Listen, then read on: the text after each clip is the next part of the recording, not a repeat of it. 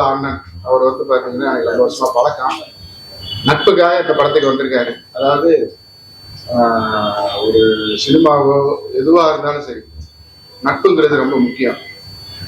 இந்த நட்பு இல்லைன்னா நம்ம எதுவுமே பண்ண முடியாது. அதாவது சொந்தக்காரங்க, கூட பிறந்தவங்க, அண்ணன் தம்பி, அம்மா தங்கச்சி, யாருக்கிட்டையுமே எந்த விஷயத்தையுமே ஷேர் பண்ண முடியும். ஆனால் நண்பன் ஒருத்தட்ட மட்டும்தான் எல்லாத்தையும் ஷேர் பண்ண முடியும். அந்த மாதிரி இங்கே இருக்கிற எல்லாருமே என்னுடைய நண்பர்கள். இந்த நண்பர்கள் கூட்டம் கிடைக்கிறது வந்து நான் இந்த சினிமாவில் வந்து பெருசாக பணம் சம்பாதிக்கணும்னு இல்லையோ, ஆனால் எனக்கு நட்பை சேர்த்து வச்சிருக்கேன். அது மாதிரி இந்த சொன்ன வார்த்தைக்காக எல்லாரும் வந்து ஒரு மரியாதை வந்திருக்காங்க. எல்லாத்துக்கும் காரணம் நட்பு தான். நட்பை பேஸ் பண்ணி தான் இதுக்குள்ளேயும் ஒரு கதைகள் இருக்கு. பாருங்க அண்ணே, உங்களுக்கு ரொம்ப நன்றிண்ணே. உங்களுக்கு நீங்க தான் பேசுங்க. வணக்கம். நான் ராஜேஸ்வரன். எங்கள் அப்பா வந்து காம்படேட்டர் சிவராமன் அவங்க சொன்னாங்க. வெங்கட் புவன்ஸோட பெல்னு ஒரு படம் பார்த்தேன். அதுவே பார்த்தீங்கன்னா ஒரு வித்தியாசமான கதைக்களம், சினிமாவில் சொல்லாத ஒரு கதைக்களம், ஒரு கன்ஃபியூஸான ஒரு திரைக்கதைக்குள்ள கதைக்களம். ரொம்ப அருமையாக பண்ணியிருந்தாரு. சரியான டைம் அது ரிலீஸ் ஆகல அந்த படம். ஏன்னா அந்த படமே ஒரு நல்ல பேர் கொடுத்துருக்கோம். அது மட்டும் இல்லாமல் சும்மா நட்பு தான். சினிமாவில் வந்து பெருசாக படம் காசு யாருமே பெருசாக சம்பாதிக்கல. இது வரைக்கும் சினிமாவில் நட்பு தான் சம்பாதிச்சு இருக்கோம். நான் வந்து 20 வருஷம் சினிமாவில் இருக்கேன். நான் முண்டாசு குட்டி, பேட்டை, பொன்னியின் செல்வன் இதெல்லாம் பண்ணியிருக்கேன். இன்னைக்கு கூட விஜய் நாகேஷ் அவங்களுடைய படத்தோட ஃபர்ஸ்ட் வந்து ரிலீஸ் ஆகுது. வானகர்னு சொல்லிட்டு படம். ஸோ அதனால இந்த 20 வருஷமா என்ன பண்ணிருக்கேன்னா, நான் கிட்டத்தட்ட ஒரு 7 படத்தை பண்ணிட்டு இருக்கேன். அதில் வந்து நட்புகளை வச்சு தான் சினிமாவில் ஓடிட்டு இருக்கு. வேற ஒண்ணுமே கிடையாது. பணம் காசு சம்பாதிக்க முடியும். வீட்டில் வந்து என்ன காசு என்ன சம்பாதிச்சிங்க என்ன போனீங்க அப்படின்னா இந்த மாதிரி நண்பர்களாக சம்பாதிச்சிருக்கோம். வெற்றின்றது தேடி தான் எல்லாமே ஓடிட்டு இருக்கோம். அது சின்ன படம் பெரிய படம் அப்படின்றது. நான் ஒரு சின்ன படம் பெரிய படம் பார்க்க மாட்டேன். ஏன்னா எல்லா படத்துலையும் ஒரு பக்கம் பேட்டை கொடுங்க, அதே நேரத்தில் சின்ன படம் ஏதாவது படம் பண்ணிருக்கேன். ஸோ ஏன்னா சின்ன படத்துல பண்றவங்க வந்து இயக்குனர் ரொம்ப போராட்டமா பண்ணுவாங்க.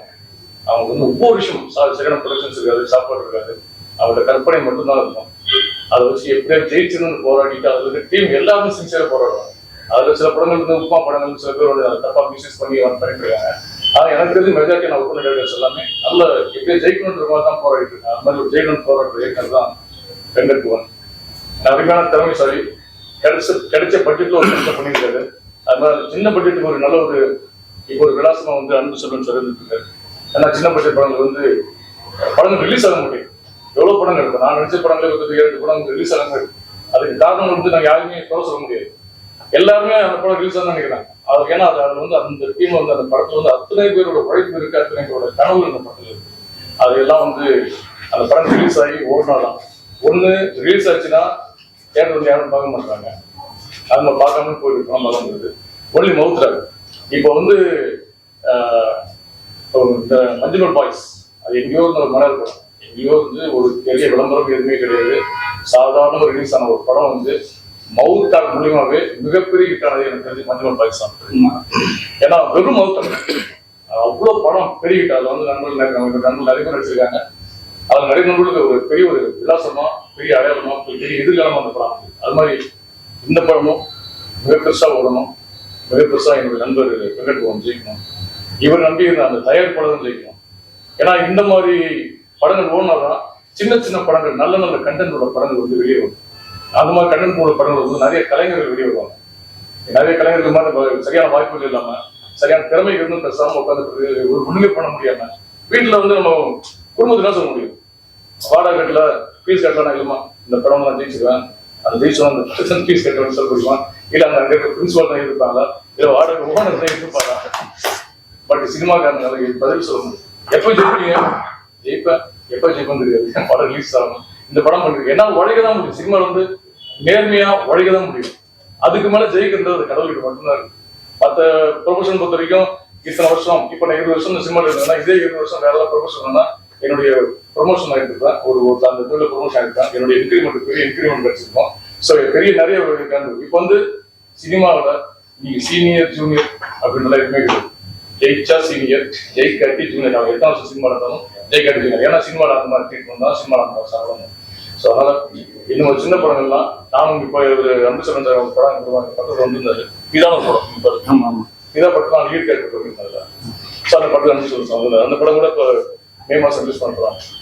ஒவ்வொரு படமும் ஒவ்வொருத்தரோட வழியை சில பேரோட வழிகள் சுமந்துட்டு அந்த ஒரு படம் வந்து அது உள்ள ஒர்க் பண்ற சினிமாக்காரங்க தான் இருக்கு. அவர் நேற்றோட ஒரு மீட்டிங் பேசுறது என்னன்னா, ஒரு தாயாவது 10 மாசம் தான் கருவை சுமக்கிறார். ஒரு சினிமாக்காரன் வாழ்ற வரைக்கும் சாவு வரைக்கும் கனவு சொல்றான், வெற்றி அடைகிறான். சாவு வரைக்கும் அவன் கனவு ஜெயிச்சுவான் கனவு சுமந்துட்டே இருக்கான். அவரோட வழிகள் வந்து பெரிய வழி. பொண்ணோட மனசுக்கு பொண்ணு தெரியும், பொண்ணு தான் தெரியும் சொல்லாங்க. அதே மாதிரி சினிமாக்காரனோட வழி எனக்கு சினிமாக்காரன் மட்டும் தான் தெரியும். அத்தனை வழிகளை சுமந்து அந்த வெற்றின்ற ஒரு கனவுக்காக ஓடி 10,000 பேர் சினிமாவை நோக்கி ஓடி இருந்தாங்கன்னா ஜெயிக்கிறது 100 பேர். ரேஷியோ எங்க இருப்பாரு? 10,000 பேர் 100 பேரும் ஜெயிக்கிறாங்க. ஆனா 10,000 மீது 9 பேர் வாழ்க்கையை தொலைச்சி வீணாட்டு கல்யாணம் பண்ணிக்காம ஜெயிக்கிற நேரத்துல வாழ்க்கையை சேஷன் தோடி போகுது. இப்ப நிறைய படம் பண்ணிட்டு இருந்தாரு. கரெக்டா இப்ப ஜெயிக்கிற நேரத்துல அவர் இல்லாம போயிட்டாரு. அவர் எத்தனை கனவுகள் இருந்திருக்காரு. அது மாதிரி எவ்வளவு பேர் வாழ்க்கையை தொலைச்சி அந்த பொருளாதாரத்துல எவ்வளவு கஷ்டப்பட்டு எவ்வளவு அவமானப்பட்டு ஒரு சாதாரண மனுஷனா சினிமாக்காரன் வாழ முடியும். ஒரு பண்டிகைக்கோ ஃபெஸ்டிவல்ஸுக்கோ போக முடியாது, எங்கேயும் போக முடியாது சினிமாக்காரன். அவன் ஜெயிக்கின்ற அதுக்காக ஒரு பல விஷயம் தியாகம் பண்றான். அந்த தியாகம் பண்ற என் நண்பன் வெங்கட் பவனுக்கு இந்த படம் மிக பெருசா அமையணும். இதில் நடிச்ச நண்பர் நிறைய பேர் கூட இருக்கிறாங்க. அதெல்லாம் மேல அவங்களும் இந்த படம் பெரிய ஒரு எதிர்காலமாக இருக்குன்னு எல்லாரும் கலந்துருக்கேன். தேங்க்யூ. அனைவருக்கும் என்னோட மாலை வணக்கம். என்னோட பேர் சரவணன், தயாரிப்பாளர். வெங்கட் சார் சொன்னாங்க. வெங்கட் சார் சொல்றது எங்க சித்தப்பா, சொந்த சித்தப்பா இருக்கு. ஃபர்ஸ்ட் அதை நான் சொல்றேன். இந்த ஸ்மால் ப்ரொடியூசர் பிக் ப்ரொடியூசர் சொல்றோம்ல, எல்லாருமே ப்ரொடியூசர் தான். ஸ்மால் பெரிய ப்ரொடியூசர் நம்ம பிரிச்சுலாம் பேச வேணாம். எந்த பெரிய ப்ரொடியூசர் யார் வந்து ஹெல்ப் பண்ணியிருக்கா? எந்த சங்கத்திலையும் வந்து பாத்தீங்கன்னா வச்சுக்க பெரிய ப்ரொடியூசர் யாருக்கும் ஹெல்ப் பண்ண மாட்டாங்க. உண்மையில சொல்றேன், எனக்கு இந்த இடத்துல வந்து அன்பு செல்வன் சார் பாராட்டுறோம். ஏன்னா படம் ரிலீஸ் மட்டும் இல்லாம ஆடியோ லான்ச் வரைக்கும் நீங்க சப்போர்ட் பண்ணீங்க. பெரிய விஷயமா இருக்குது. காம்பாக்டா வந்து உண்மையில வந்து நன்றி தெரிவிக்கிறேன் சார். லார்டு லபக்தாஸ், அதாவது கருணாராஜா சொன்ன மாதிரி ஃபர்ஸ்ட் இந்த படத்தை டைட்டில் வந்து தென்ட்டு கொட்டாய். தென்ட்டு கொட்டாயில வந்து நானும் நடிக்க மிஸ் பண்ணிட்டேன். இது உண்மை. எனக்கு கதை கேட்டா அன்னைக்கு கால சூழ்நிலை பார்த்தா எங்களுக்கு கரெக்டா ஒரு படம் ப்ரொடியூஸ் பண்ண போயிட்டோம். வாய்ப்பு இல்லாம போச்சு எங்களுக்கு. நாங்க மிஸ் பண்ணிட்டோம். நானும் கருணாராஜா மிஸ் பண்ணிட்டோம். இதான் விஷயம். ரொம்ப சாதிச்சுட்டுப்பா. உண்மையிலேயே இந்த படம் வந்து கதை வந்து நான் கேட்கும் போது, நான் கருணாராஜா சார் கேட்கும் போது பார்த்தீங்கன்னா படம் வந்து ரொம்ப நல்லா வரும். ஏன்னா எங்க சித்தப்பா வந்து ஒரு விஷயம் சொல்லும் போது பார்த்தீங்கன்னா வச்சுக்கேன், ரொம்ப உள்வாங்கி சொல்லுவாரு. எந்த ஒரு கதையை சொன்னாலும் சரி, ரொம்ப சிரிக்கவும் செய்வோம், எமோஷனல் சொல்லுவாரு, எல்லாமே சூப்பரா சொல்லுவாரு. அது மாதிரி நான் விரும்பின கேரக்டர். அதே மாதிரி இந்த அளவுக்கு நான் இன்னைக்கு பிக் ப்ரொடியூசர் சொல்றாருல, அதுக்கு அந்த பட்டமே அவருக்கு தான். ஏன்னா நான் இங்க நிக்கிறது காரணம் அவர் தான். இந்த சினிமா கூட்டத்துல அவர் தான். உண்மையிலே சொன்ன இந்த படம் பெரிய வெற்றி பெறுமா அப்படின்னு சொல்றது, இந்த படத்தை கொண்டு போய் நீங்க தான் கொண்டு போய் சேர்க்கலாம். பத்திரிகையாளர் தான் தெய்வம். இந்த சினிமாக்கு தெய்வம் பத்திரிகையாளர் தான். நீங்க தான் கொண்டு போய் இந்த படத்தை 4 பேர் சேர்த்துடலாம். ஸோ இதுதான் என்னோட ரெக்வஸ்ட். இந்த படம் நல்லபடியா வரணும். எல்லாரும் இந்த ஆர்டிஸ்ட் இப்ப எல்லாரும் நடிச்சிருக்காங்கல்ல, பாலாஜி, காசிம், வெங்கட் சார், இவங்க எல்லாருமே வந்து நான் ஒரு 10 வருஷம் டிராவல் பண்ண கேரக்டர். ஸோ இவங்க நல்லா வரணும். பாலாஜி நீங்க நல்லா வரணும்ப்பா. அப்புறம் கல்லூரி வினோத் சார், இவர் என்னோட குப்பத்ராஜ படத்துல டைலாக் ரைட்டர். இவர் தான். இவர் எதிர்பார்க்கவே இங்க வந்து இருப்பாருங்க. ரொம்ப தேங்க்ஸ். சரி சார், ஓகே.